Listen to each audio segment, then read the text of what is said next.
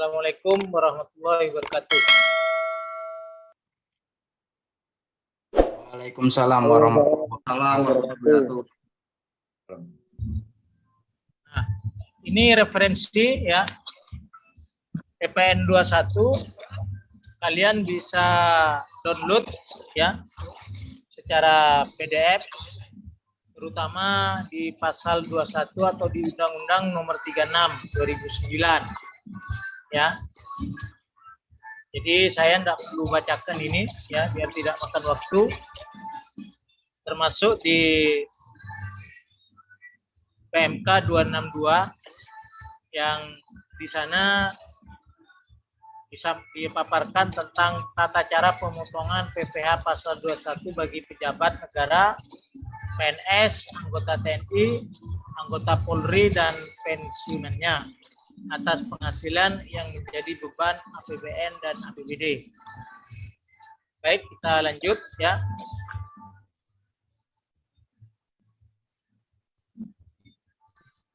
Ini pengertian pasal 21 PPh. Pajak yang harus dipotong. Ya.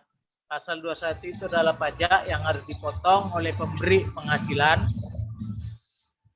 atau yang memberikan penghasilan, baik itu berupa gaji, honor, upah, tunjangan, dan pembayaran lain dengan nama dan dalam bentuk apapun. Ya, jadi inilah yang saya dulu pernah di pengantar di tata cara ketentuan umum dan tata cara perpajakan. Jadi di pasal 21 itu ada yang dipotong langsung berupa gaji ya, honor ya. Kalau gaji itu pasti tiap bulan ya, kalau honor tidak mesti tiap bulan. Upah juga tidak mesti tiap bulan ya, karena upah itu kayaknya seperti sistem kontrak ya atau per waktu ya. Tunjangan juga tidak tiap bulan, per waktu ya, serta pembayaran lain ya. Honor itu biasanya kalau kita ngisi materi jadi pemateri, terus ngisi workshop itu honor. Kalau upah ya itu harian, tidak bulanan. Tunjangan bisa tunjangan jabatan ya, bisa tunjangan hari tua ya, bisa tunjangan lain-lain ya. Nah, di pasal 21 ini diperhatikan biar nanti paham ya. Nanti saya share ini di grup. PPh pasal 21 juga merupakan cara pelunasan PPh wajib pajak orang pribadi di dalam negeri ya, melalui pemotongan pajak yang dilakukan oleh pihak ketiga, yaitu dari Dinas KPP Pratama atau dari yang memang bertanggung jawab terhadap penagihan pajak.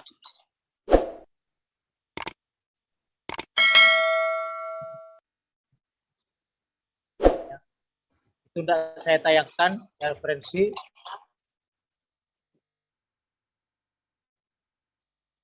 Nah, pemotongan PPh pasal 21 meliputi pertama dipotong oleh pemberi kerja. Jadi kalau Bapak Ibu semua adik-adik ya kerja, biasanya langsung dipotong oleh HRD. Ya, berdasarkan besaran termasuk juga apakah Bapak Ibu adik-adik itu punya tanggungan istri, tanggungan anak, itu dihitung kan. Ya. Baik itu adalah orang pribadi dan badan. Baik yang ada di cabang, perwakilan ya, yang dalam hal ini memang punya kewajiban untuk memotong. Gaji, upah, honor, tunjangan, termasuk pembayaran lain, baik di cabang atau di perwakilan atau di unit. Ya, jadi pertama adalah pemberi kerja. Yang kedua, bisa bendahara ya, atau pemegang kas pemerintah. Itu kalau di pemerintah. Ya, bendahara pemerintah. Kalau tadi di HRD swasta, kalau di pemerintah itu langsung bendahara. Ya, langsung melakukan pemotongan atas gaji yang telah ditransfer. Biasanya sekarang kan semua sistem transfer. Ya. baik terutama adalah petugas ASN. Ya, sama bisa dibaca.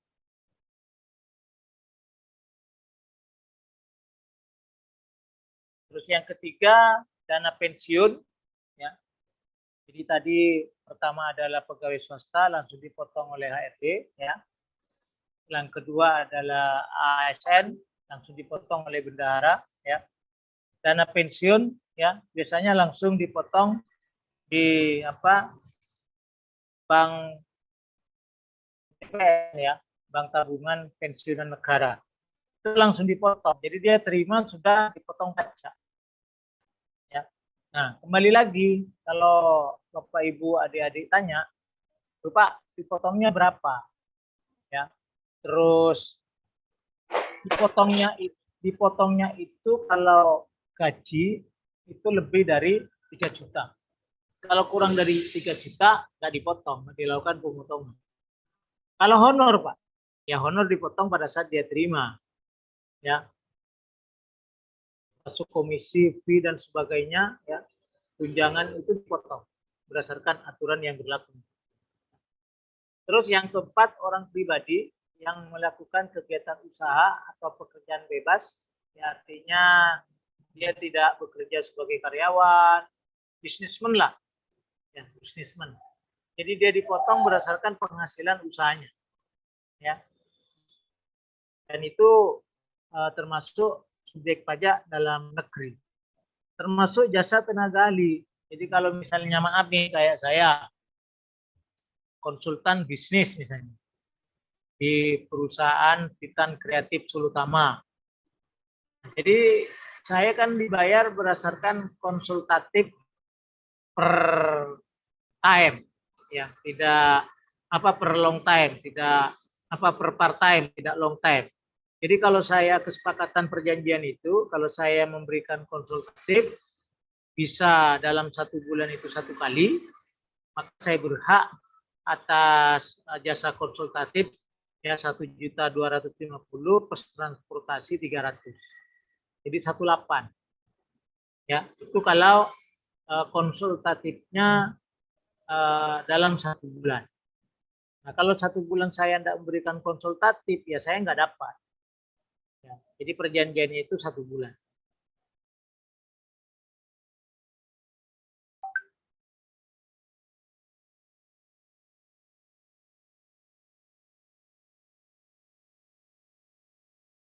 Baik, kita lanjutkan ya.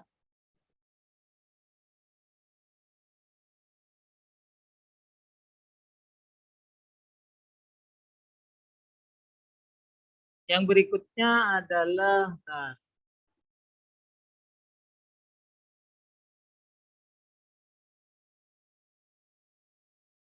ini ya.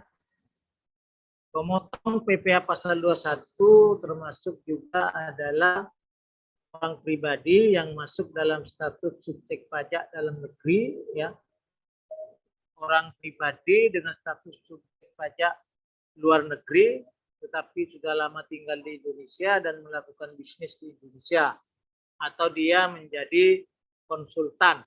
Kan banyak tuh Pertamina, Bank Mandiri itu pakai konsultan dari luar negeri. Maka dia karena sudah lebih dari 2 tahun di Indonesia, maka dia dikenakan jasa pajak konsultasi dari honornya dia.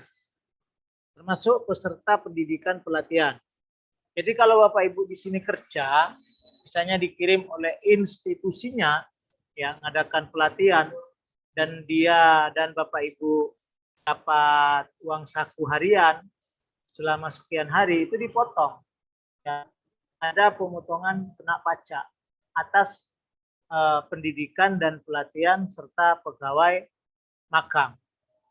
Nah, saya lihat di channel TikTok ya. Jadi dia berkirim komen kepada Bu Sri Mulyani ya, bahwa dia sudah tidak kuat. Ya, Bu, saya mohon maaf, saya warga negara Indonesia sudah tidak mampu, jadi beban negara jadi beban saya. Parkir saya bayar pajak parkir. Makan di restoran saya bayar pajak makan. Terus belanja apapun kena pajak. Saya punya sepeda motor kena pajak, punya mobil kena pajak, rumah kena pajak, bumi dan bangunan. Jadi kayaknya saya ini, negara ini sudah hidup dari saya. Berapa juta orang-orang yang seperti saya terbebani oleh pajak. Nah, komennya dia bagus tuh. Nah, terus dikomentari sama netizen. Ya emang benar bahwa negara ini yang menghidupi kita.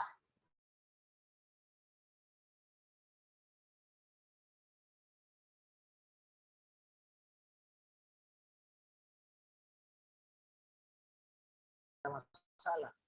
Masalahnya penyelenggara negara kita sebagian itu memang ya tidak benar-benar beliau menjaga kredibilitasnya, apa yang sudah didapat dari rakyat dikelola untuk kemaslahatan bangsa kita.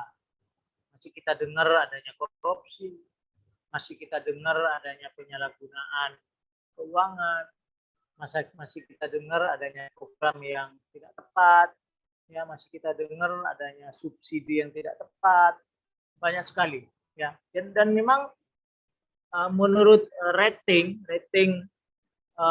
secara pungutan pajak dari 284 negara sedunia, kita ini masih di bawah angka 200. Seperti saya katakan beberapa hari yang lalu di kelas lain, yang bayar pajak itu baru 10% loh, Bapak Ibu. Baru 10% sekian yang bayar pajak. Halo? Yang dari Pak? Ya. Yang bayar pajaknya dari seluruh warga negara Indonesia, Pak? Ya, 10%. Bawah 10%. Ya, coba cek dia di mana di Google. Ya.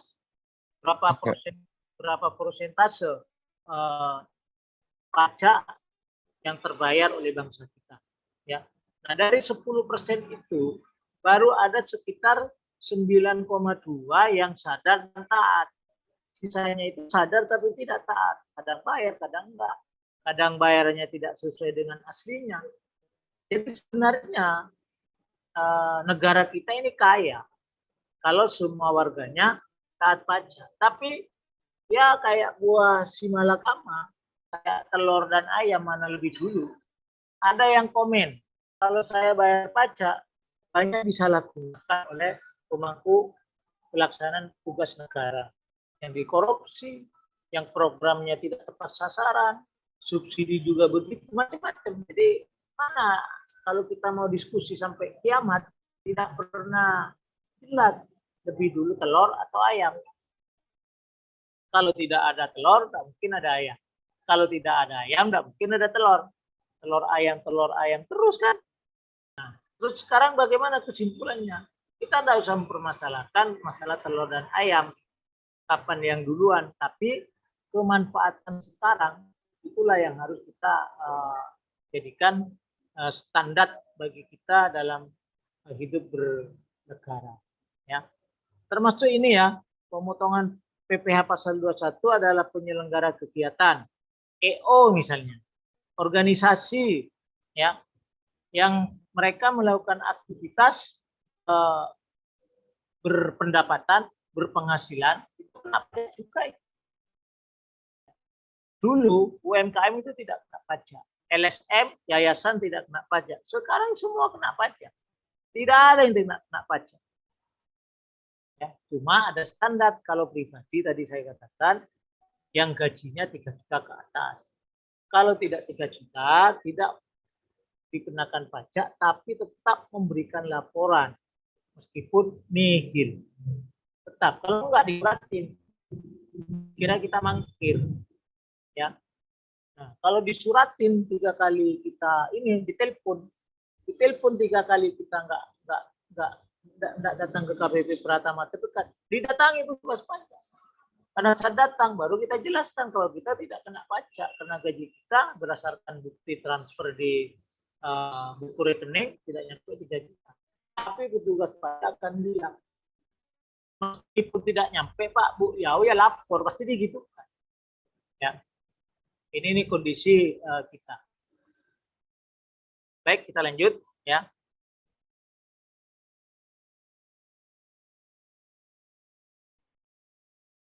Nah, ini yang kategori bukan pemotong PPh pasal 21. Tidak termasuk sebagai pemberi kerja yang wajib melakukan pemotongan. Ya. Artinya dia tidak potong langsung atas pekerjaannya di suatu tempat perusahaan atau dia bekerja. Ya, pertama adalah kantor perwakilan negara asing. Nah, itu nggak kena pajak. Organisasi-organisasi internasional yang ditetapkan Menteri Keuangan, ya, Badan Intelijen Internasional, terus SAR internasional, pokoknya ketentuannya ada, ya. Nah, terus pemberi kerja orang pribadi yang tidak melakukan kegiatan usaha atau pekerjaan bebas yang semata-mata mempekerjakan orang pribadi atau rumah tangga, ya, yang kegiatan usaha dan pekerjaan bebasnya, ya, yang artinya apa? Artinya dia tidak jelas, tidak bisa terekam, ya, pekerjaannya apa tidak bisa terekam. Apa itu? Ya, intelijen, ya, intelijen. Terus orang yang melakukan pencucian uang, ya, dia seakan-akan tidak punya pekerjaan atau pekerjaannya tidak begitu kelihatan, tapi dia maaf, kurir narkoba, terus apa namanya, ekspor import barang-barang gelap. Nah, itu kan sulit, ya.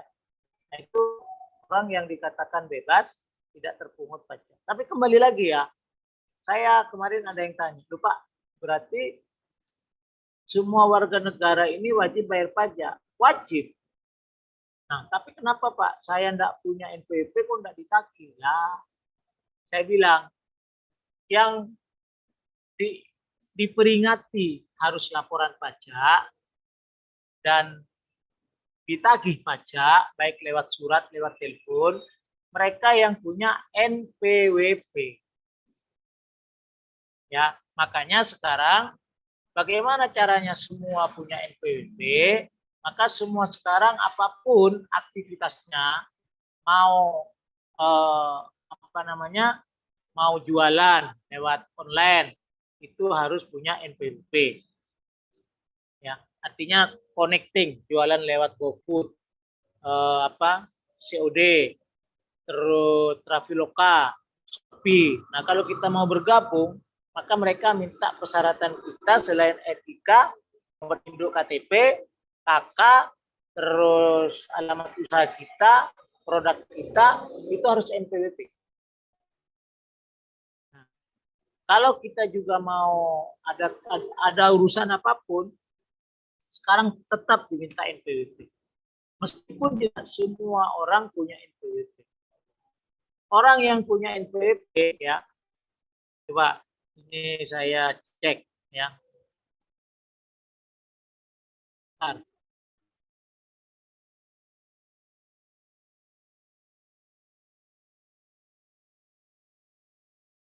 Bentar ya, saya cek, mau cari tahu, ya.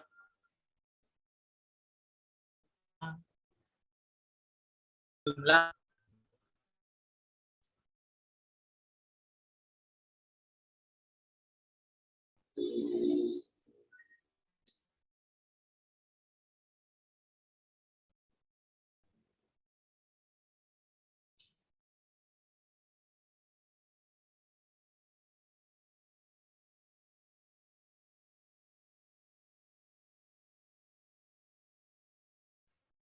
Pak, perhatikan ini.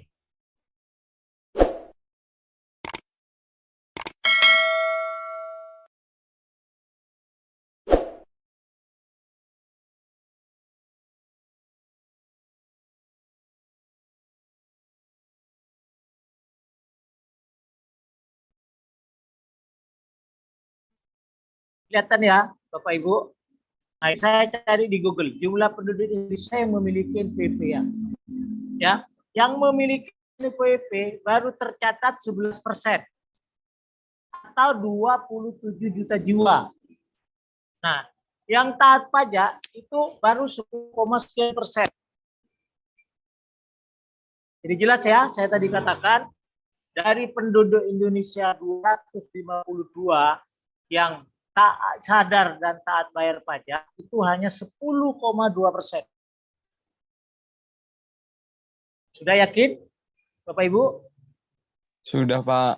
Ya, itulah. Coba, nah sekarang Bapak Ibu tanya kan, Pak, negara mana di Asia Tenggara yang tingkat pembayaran pajaknya lebih dari 50%? Ya. Singapura itu 78% yang bayar pajak. Makanya dia kategori negara dengan indeks ya per kapita paling tinggi di Asia Tenggara. Setelah Singapura, sebelum COVID itu Malaysia. Tapi setelah COVID, Thailand. Ya, Malaysia justru jatuh. Perekonomian Malaysia jatuh loh. Ya. Nah, setelah Thailand, nah ini ya Bapak Ibu mungkin kaget, Vietnam. Sebelum itu Filipina. Jadi ranking Indonesia adalah terbawah ya. Di atasnya Malaysia sekarang. Di Asia Tenggara ada jumlah 11 ya, 11 negara. Indonesia ranking 10. Jadi inilah kenyataan ya.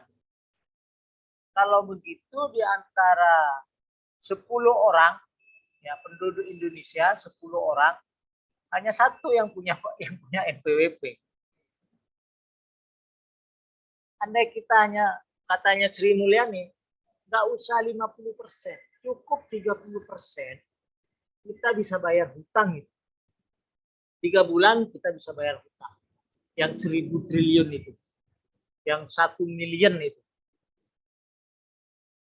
Ya, tapi ya repot. Kembali lagi ya. Kembali lagi nih saya katakan. Kalau kita diskusi di beberapa teman konsultan pajak, termasuk pengacara yang memang menangani pajak, ya buah si malakama. Jadi salah satu yang tidak disebutkan oleh dinas pajak, kenapa mereka itu tidak bisa optimal di dalam narik pajak. Kendalanya mereka setiap mengadakan penyuluhan, hampir 50% orang tidak mau bayar pajak, ya karena dikorupsi katanya. Ngapain saya bayar pajak, Pak? Korupsinya loh, lihat. Jadi saya ini memperkaya pejabat-pejabat. Yang korupsi loh nggak tanggung-tanggung. Ada gubernur, ada bupati, ada wali kota, ya ada DPR, pejabat-pejabat. Jadi sebenarnya anomali. Petugas pajak itu anomali. Memberikan penyuluhan ke pelosok itu percuma. Karena mereka suhu budaya kita masih belum sebersih Singapura, belum sebersih Vietnam, ya, belum Kamboja ini. Kamboja ini negara yang sebenarnya muda, tapi kesadaran membayar pajak, hukum sebagai panglima itu bagus itu Kamboja. Ya, kalau memang karena jumlah penduduk Indonesia banyak, jadi ada kesan tidak begitu kelihatan. Secara jumlah kita besar, pendapatan pajak kita ya boleh dikata 1,3 miliar dolar ya, tiap bulan loh pendapatan pajak kita. 87% pendapatan pajak kita ya, anggaran negara kita dari pendapatan pajak, bukan dari usaha BUMN. Ya, baik, kita kembali ke materi.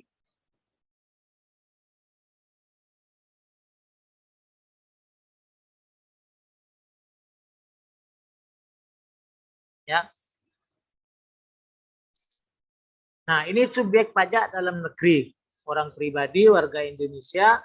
Ya, ini yang saya katakan tadi ya. Warga negara asing dengan pekerjaan konsultan yang sudah bertempat tinggal di Indonesia dan berada di Indonesia lebih dari 183 hari atau jangka waktu 12 bulan, sorry bukan 2 tahun, 12 bulan. Dalam 1 tahun pajak berada di Indonesia dan punya niat untuk bertempat tinggal di Indonesia. Ya, bertempat tinggalnya karena dia jadi konsultan atau bekerja. Nah, itu sudah bisa kenakan pajak. Nah, kembali lagi, kira-kira berapa persen Pak warga negara asing yang taat pajak? Nah, itu bagus, lumayan. Hampir boleh dikatakan 70% mereka bayar pajak. Karena kalau mereka tidak bayar pajak ketahuan, mereka bisa diekstradisi. Ya, diekstradisi. Baik, kita lanjut ya.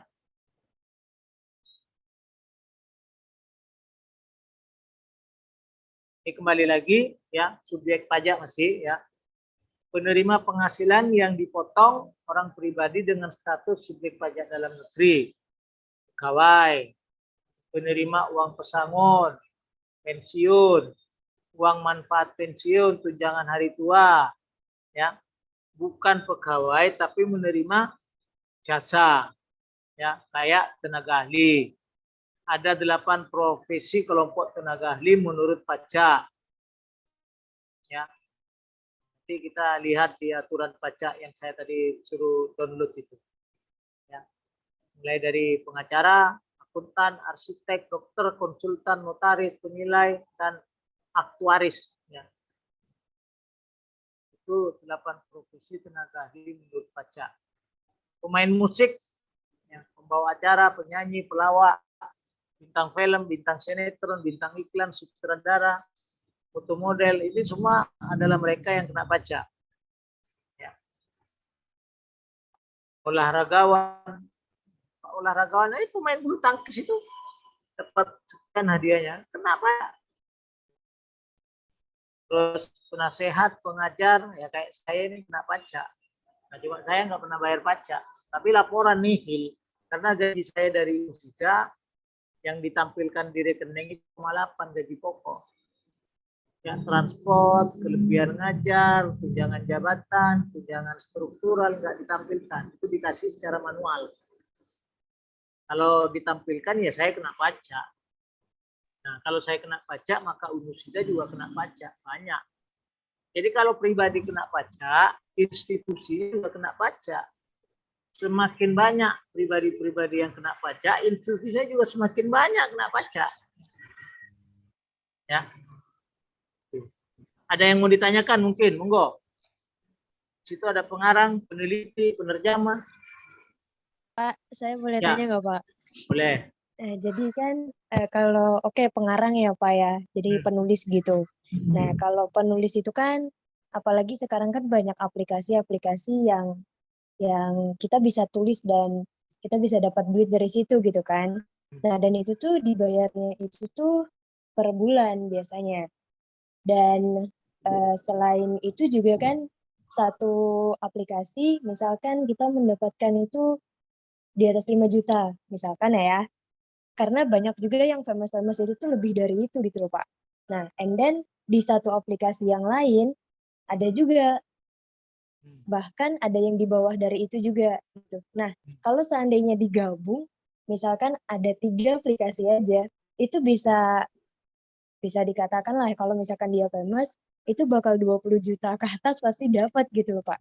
Nah, itu apakah semuanya dilaporkan atau gimana tuh, Pak? Kalau seandainya dilaporkan semuanya, apakah apa ya, gimana cara menulisnya gitu loh, Pak, maksud saya. Terima kasih, Ya. itu sih yang saya penasaran, Pak. Kelemahan pajakan kita belum masuk ke area di Undang-Undang Cipta Kerja, itu belum masuk ke pungutan pajak atas aplikasi atau sub aplikasi ke dalam aplikasi, belum. Tetapi kembali lagi ya, memang pertanyaan tadi arahnya adalah, Pak, kalau saya hanya bayar pajak satu aplikasi atau pengenaan pajak satu aplikasi, boleh? Ya selama yang lain tidak kelacak, sah-sah saja. Kan kembali saya katakan, ya, kita bayar pajak itu sadar dan taat. Ada sadar tapi tidak taat. kita punya NPWP, kita punya kewajiban bayar pajak, bayar, tapi bayar pajaknya tidak tepat. Ya kayak saya ini, saya jujur aja saya katakan saya ini sadar pajak tapi tidak taat pajak. Kenapa? Karena mesti saya kena pajak kan. Tapi saya nggak bayar pajak karena bukti saya bayar pajak nggak ada.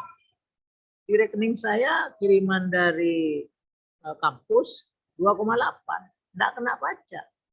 Kalau di aplikasi tadi, mestinya kalau dia melaporkan secara jujur, benar, ya kena semua. Tapi kan Google di Indonesia, Shopee dan sebagainya, kan dia sudah bayar pajak. Kadang-kala, ya, monggo. Tapi maaf ya Pak, tapi kalau sebagai penulisnya ini loh Pak, maksud saya. Jadi misalkan saya sudah punya NPWP, misalkan gitu, ya kan. Nah, tapi kan semua kan pasti ditransfer lewat rekening gitu. Ya. Pasti kan ada jejaknya gitu loh Pak. Nah, saya bingungnya tuh di situ. Sedangkan belum lagi misalkan novel saya misalkan yang famous terus diangkat ke layar lebar misalkan itu lebih gede lagi kan penghasilannya. Nah, itu yang saya bingung Pak. Apakah harus gimana gitu Pak? Ya sekarang lapor saja atas penghasilan sebagai penulis. Ya. Lapor saja supaya di kemudian hari tidak dikatakan tidak taat pajak. Tapi saya katakan Dinas Pajak KPP Pratama itu tidak bisa melacak secara detail orang per orang ya yang harus bayar pajak berapa.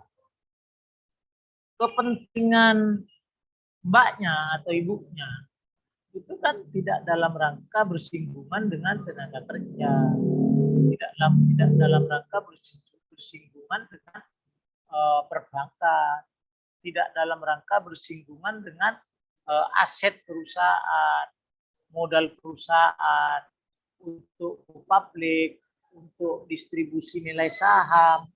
Jadi selama tidak ada kepentingan market, ya, market yang lebih luas, market yang lebih besar, mbaknya laporkan saja satu sebagai penulis apa, itu aja yang dibayar berdasarkan apa namanya kalau royalti, berdasarkan royalti atas buku-buku yang artinya didapat, buku-buku yang terjual baik secara offline maupun online yang didapat. Laporkan satu aja nggak ada masalah, ya.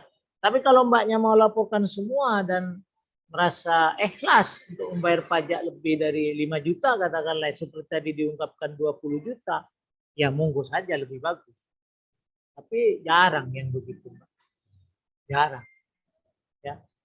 Saya ngarang buku etika bisnis dan profesi akuntansi. Setiap bulan itu kira-kira 200 lah ya. Terbeli oleh mahasiswa di kampus saya maupun kampus lain. Saya nggak bayar royalti, atau saya dapat royalti nggak bayar pajak. Dan selama ini aman, ya. Meskipun transfer dari penerbit ke saya lewat rekening aman, nggak terlacak. Karena mereka tahunya saya berpenghasilan 2,8 di laporan setiap bulan. Sama ya maksudnya. Paham Pak, terima kasih banyak atas pencerahannya. Oke. Iya, jadi saya mengerti. Ya, jadi mbaknya cari aman saja, lapor satu aja. Ya. Baik Pak, ya, terima kasih Pak. Yang lainnya nggak usah. Ya maaf. Berarti Raffi Ahmad itu kan pernah, ya kan? Kan pernah dia dikejar-kejar pajak. Bingung dia minta saran Hotman Paris. Ya, nah, tapi solusinya di YouTube ada itu. Solusinya kan dia bayar pajak yang kontraknya jelas-jelas gede. Ya kecil-kecil 40 juta. Ini nggak perlu bayar pajak. Terlalu banyak yang tidak terkontrol di dinas pajak. Ingat dulu ya, dinas pajak kita ini sebenarnya kita harus miris dada, harus belus dada. dinas pajak kita itu lemah dalam mendeteksi dini siapa saja warga negara yang harus benar-benar bayar pajak. Lemah. Ya, ya tadi itu datanya 10-11%. Coba. Dan 11% itu sangat gimana ya? Saya bingung. Ya, kok sepertinya nggak bereaksi gitu. Kok sepertinya tenang-tenang saja. Coba. Inilah kelemahan negara kita. Ya, negara kita ini terlalu sibuk urusan politik. Panglima negara kita ini politik, bukan betul. Makanya banyak yang terabaikan. Ini maaf, ini dari pemerintah Swiss, ya. Negara paling bahagia itu Swiss. Ya. Setelah Swiss, Finlandia. Itu pembayar pajaknya 100%. Swiss, Finlandia 100%. Kalau di negara Swiss dan Finlandia, coba cari di Google. Ya. Kalian naruh mobil tidak dikunci, dompet di jalan ketinggalan, nggak ada yang nyuri, nggak ada yang ngambil. Serius, kenapa? Mereka udah cukup, udah kaya-kaya semua, udah cukup. Ya. Masyarakatnya itu sadar negara ini harus hidup dari pajak. Tapi penghasilan mereka kan satu bulan rata-rata sudah di atas 50 juta kalau dirupiahkan. Swiss terutama. Penghasilan penduduknya 50 juta. Harga-harga lo murah-murah di sana. Ya. Pemerintah lo mensubsidi semua harga import. Harga import itu disubsidi sama pemerintah. Jadi contoh misalnya ya.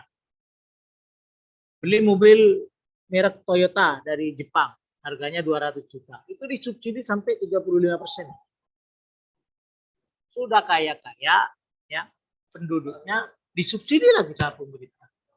Di Indonesia maaf ya, sudah tak berdaya secara ekonomi ya. Subsidinya setengah hati. Ya. BBM sudah subsidinya dikurangi dengan bahasa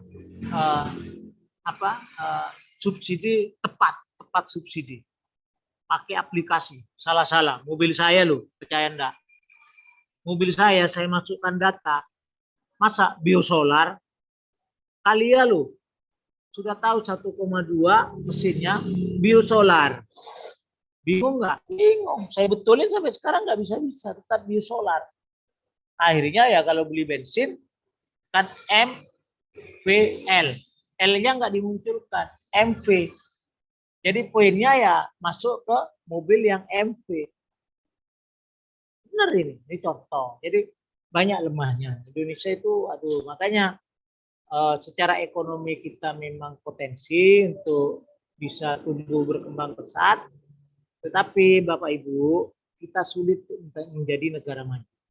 Karena indikator negara maju itu hanya 21% dimiliki Indonesia. Sulit. Yang potensi jadi negara maju di Asia Tenggara itu Singapura potensi. Cuma Singapura SDA-nya, sumber daya alamnya nggak ada. Jadi sulit juga. Ya. Inilah kondisi real negara kita kalau kita berbicara masalah perpajakan. Ada pertanyaan lagi? Lanjut ya. Ini rencana saya 2 pertemuan selesai. Sekalian latihan soal nanti. Terus anggota dewan komisaris, dewan pengawas ya yang tidak merangkap sebagai pegawai tetap pada perusahaan, mantan pegawai. Nah, ini masih masuk subjek-subjek pajak. Ya.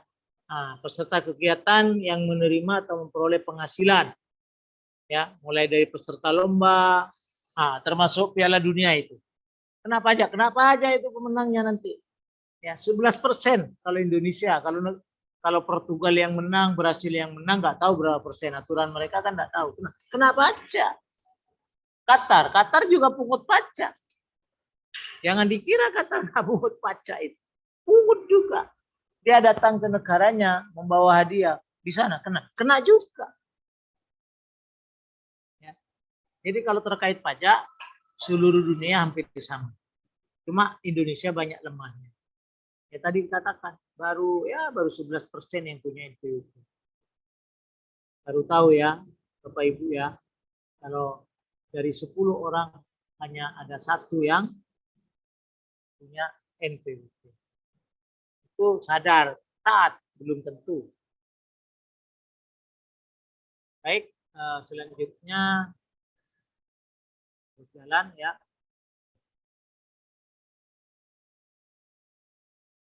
Peserta rapat, konferensi, sidang, yang rapat kayak anggota dewan DPR tingkat 1, tingkat 2, pusat, itu rapat kan. Mereka kan dapat uang sidang, uang apa, kena pajak.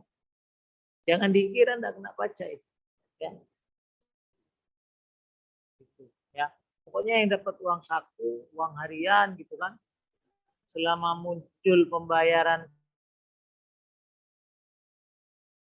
ya, termasuk peserta pendidikan dan pelatihan, kena pajak mereka.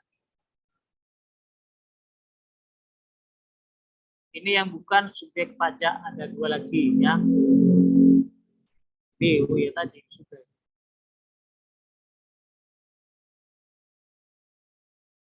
Itu saya jelaskan. Ya. Imbalan kepada bukan pegawai, imbalan pada peserta kegiatan OSIS.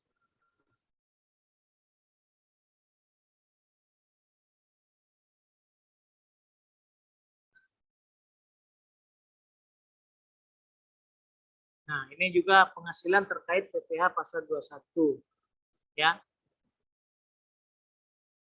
Artinya benefit in cash. Ya, gaji, tunjangan, masuklah itu ya. Masuk penghasilan diberikan.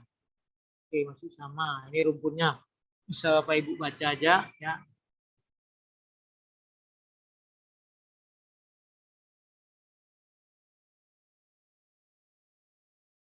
Nah, ini terkait Undang-Undang HPP berlaku mulai tanggal 1 Januari ya.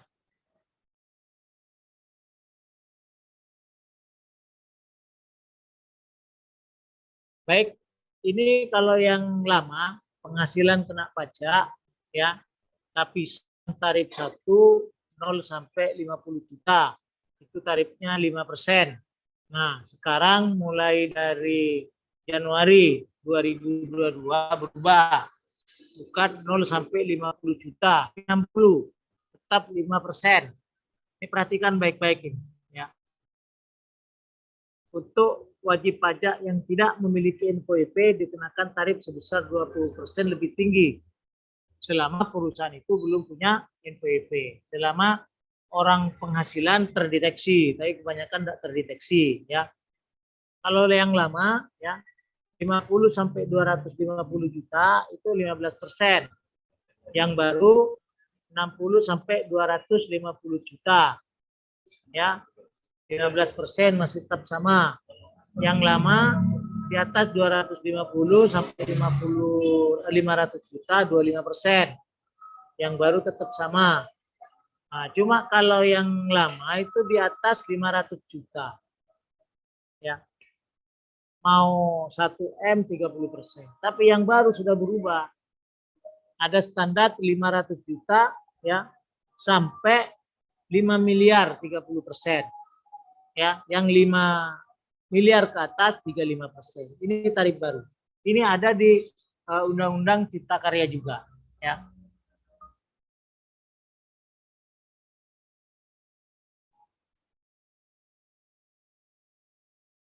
Nah, ini penghasilan tidak kena pajak. Nah, PTKP namanya ini, ya. Jadi kalau Bapak Ibu ya atau lajang sendiri gitu ya, maka kalau tidak punya istri, tidak punya pasangan lah, tidak punya pasangan otomatis tidak punya anak, penghasilan dalam 1 tahun 54 juta ya. Nah, itu nanti dikenakan pajak.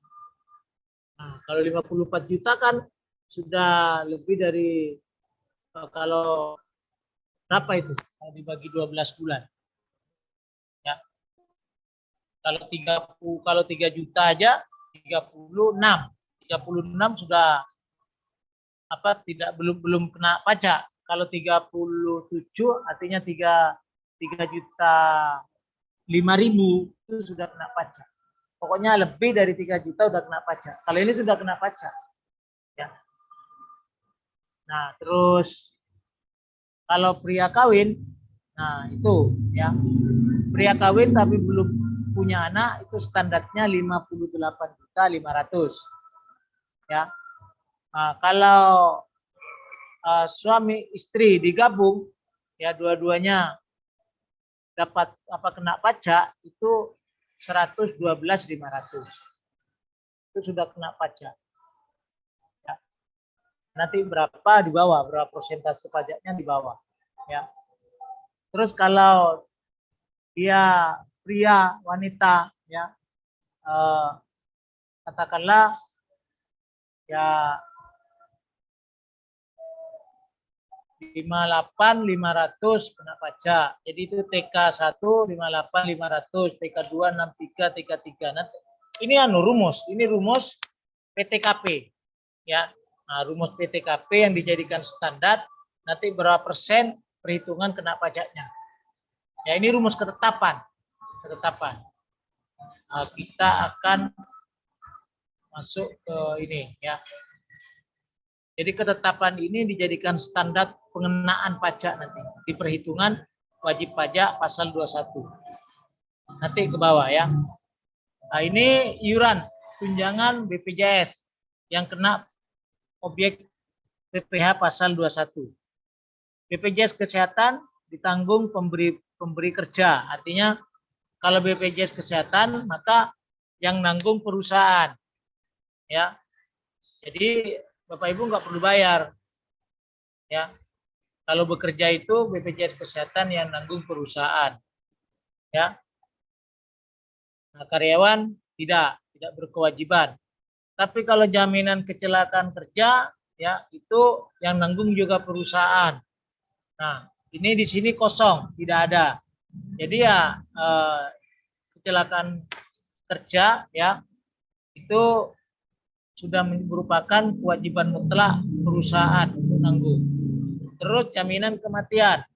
Jadi perusahaan minimal itu harus menanggung minimal 3 ini. Ya. BPJS kesehatan, kecelakaan kerja, kematian itu wajib. Makanya di aturan terbaru Kementerian Tenaga Kerja dan Transmigrasi, perusahaan minimal mendaftarkan karyawannya ya untuk jaminan BPJS kesehatan, jaminan kecelakaan kerja dan jaminan kematian. Itu wajib didaftarkan. Kalau enggak, dia kena penalti, dia kena denda. Ya. Nah, kalau jaminan hari tua ini tidak harus ya. Tidak harus gitu. Yang tidak ini tidak ya ditanggung pemberi kerja. Nah, sedangkan karyawan sendiri yang tidak ditanggung perusahaan, karyawan menanggungnya sendiri. JHT kalau saya ini kan bayar 153.000 setiap bulan. Yang bayar perusahaan tapi motong gaji saya. Itu saya yang bayar. Tunjangan hari tua, saya juga yang bayar, tapi dipotong. Terus jaminan pensiun, saya juga yang bayar, dipotong. Pokoknya potongan saya 300 lebih tiap bulan. Untuk 4 ini.